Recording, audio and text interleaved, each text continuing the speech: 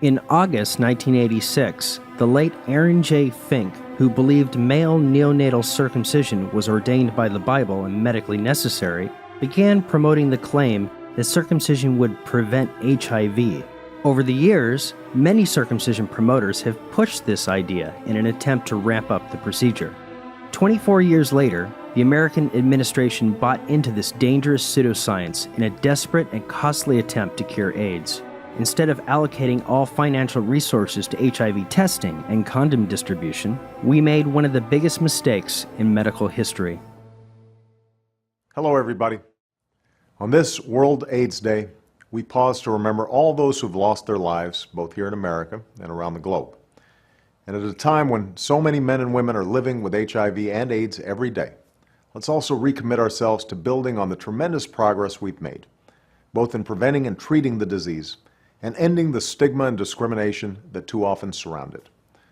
That's why, as president, my administration has developed the first comprehensive national HIV/AIDS strategy for the United States and increased funding to fight HIV/AIDS around the world to record levels. Because it's my hope that together we can move closer to the day when we eliminate this disease from the face of the earth. I'm pleased to note that USAID will play a significant role with NIH and PEPFAR and others in helping to usher in that focus on HIV prevention and with some of those new prevention strategies.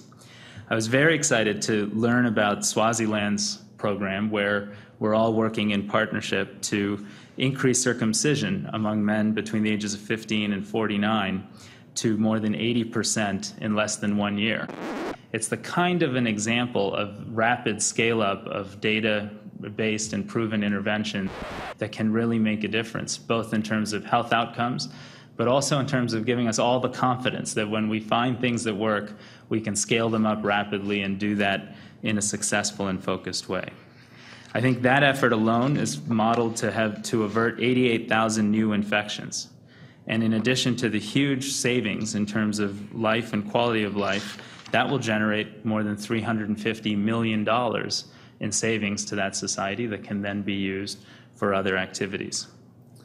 So I don't want to go on today with a community of people that know this issue much deeper than I just want to share with you my deep respect for what you do, for your work and your commitment, for proving to the world that often didn't believe you could reach such high treatment numbers, or you could achieve such rapid scale-up of circumcision, or you could move so aggressively to see successes on microbicides and other applications of antiretrovirals for prevention, and for continuing to demonstrate that we're going to get a vaccine someday by staying focused aggressively on that task, that in fact, when a lot of people say it can't be done, you prove time and again it can.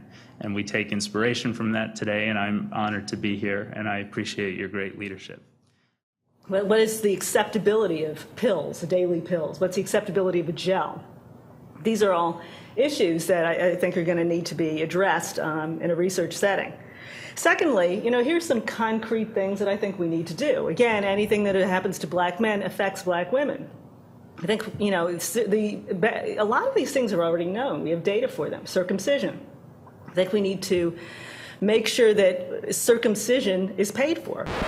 Make sure that circumcision is paid for. We clearly need to, to reimburse circumcision of male infants. Reimburse circumcision of male infants. It's been demonstrated about 3/4 of black men in the U.S. are already circumcised. So and people, this is clearly an issue. Put money in to make that happen. I think we're going to see that with the vaccines. I think we're going to see that with microbicides. We're seeing it with circumcision. Right. So I think that as we get more and more proven tools, we can get the companies, not the companies, but the countries. We can get the companies, not the companies, but the countries that are most heavily involved to actually step to the plate.